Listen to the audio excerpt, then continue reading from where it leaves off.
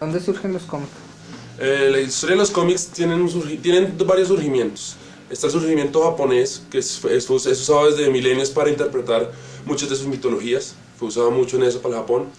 En Estados Unidos ya en sí el cómic naciente empezó alrededor de 1910 con El Hombre Amarillo, que era un cómic de un tipo que en ese momento no se decían palabras, no se escribía, solamente era el dibujo en sí, que mostraba situaciones cómicas cotidianas de los Estados Unidos. Ya listo.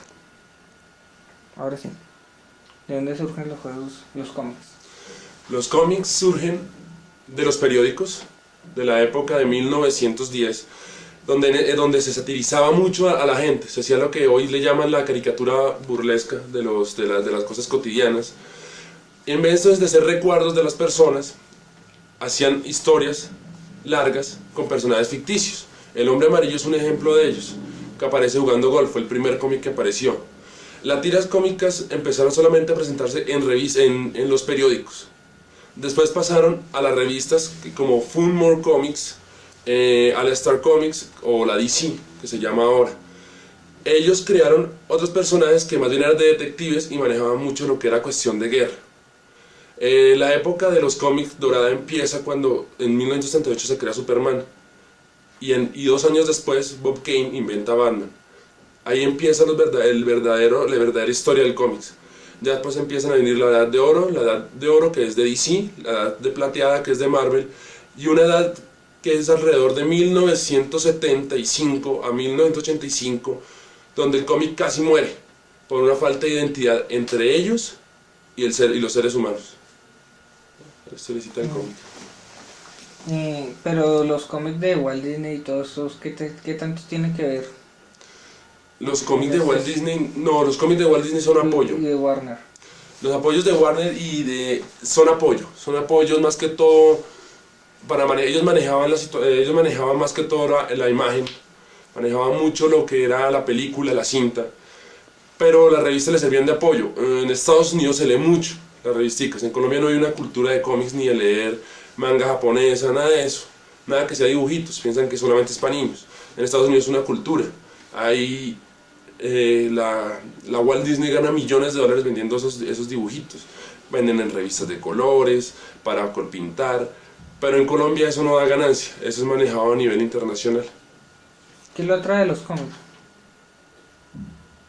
Algo que no tiene ni el cine, la magia de hacer lo que uno quiera. Uno en papel puede plasmar lo que quiera, y lo plasma como uno quiera y a un precio bajo, solamente es coger una hoja y tener un lápiz e imaginarse. Sacar su imaginación a volar y pintar y todo se vuelve realidad. ¿Qué diferencia hay entre la animación, el cómic americano y el japonés? La diferencia es en estilo. El dibujo americano se basa mucho en la figura humana, son más bien a lo griego. Maneja mucho el arte.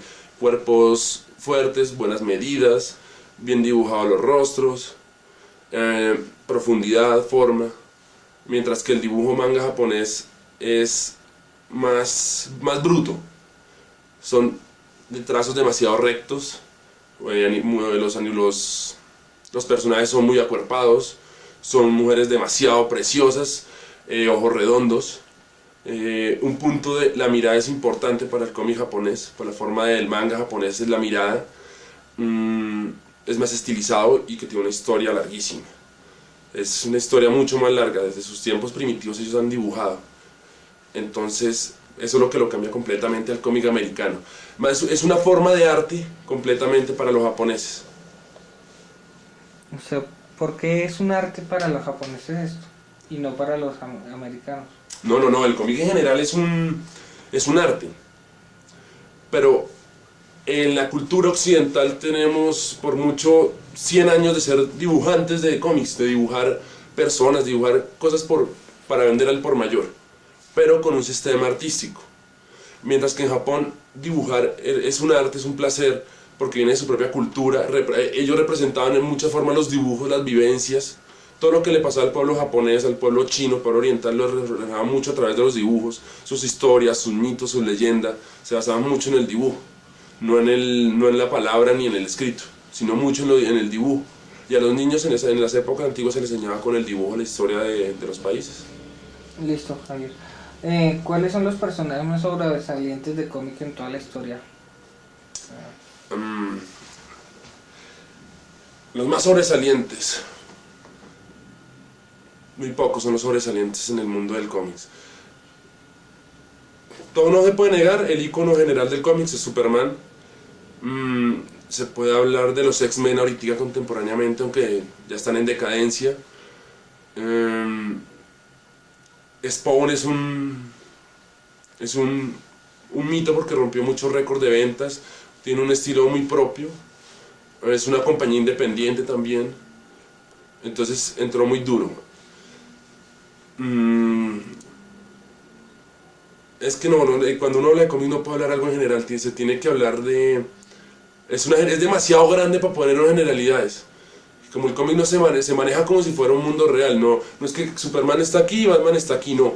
Batman puede meterse donde está Superman y Superman puede meterse donde está Batman y pegarle quien quiera. Entonces más bien es una generalidad de que se vuelve tan complementario de que si falta un personaje tienen que agregarlo, tienen que inventarse un personaje. Son tan reales que si el personaje no funciona, no tiene una buena personalidad, es rechazado. No se puede hablar, el único ícono realmente es Superman. El único ícono porque fue el que inició la edad de los cómics, es la medida del cómic, es la medida representante del héroe perfecto, es él. Hablando de Superman, viendo ahorita a Goku, que es un personaje empieza de los 80s, ¿puede ser el Superman japonés? No. ¿O hay otro que...? Es que es igual, el sistema japonés es el mismo que el americano. No tiene un icono. Tiene un icono pero por generación, no un icono general. También es como el americano, es por generación. Ahorita es Spawn, antes fue X-Men, muchos años antes fue Superman. Vienen por generación, no se puede hablar de uno en sí. Tiene que ser una generación.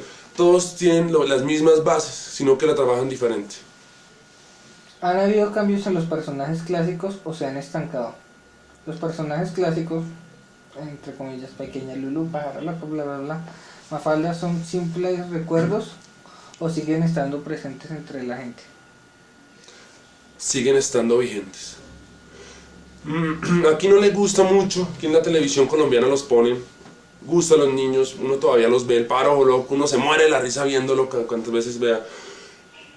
Y uno no lo piensa aquí, uno ve por ejemplo canales como en Nickelodeon, en Cartoon Network y en Fox Kids están dando en vacaciones Pájaro Loco para los niños, en horario AAA, por las tardes y por las mañanas. Son personajes clásicos, son personajes que nunca se pueden olvidar.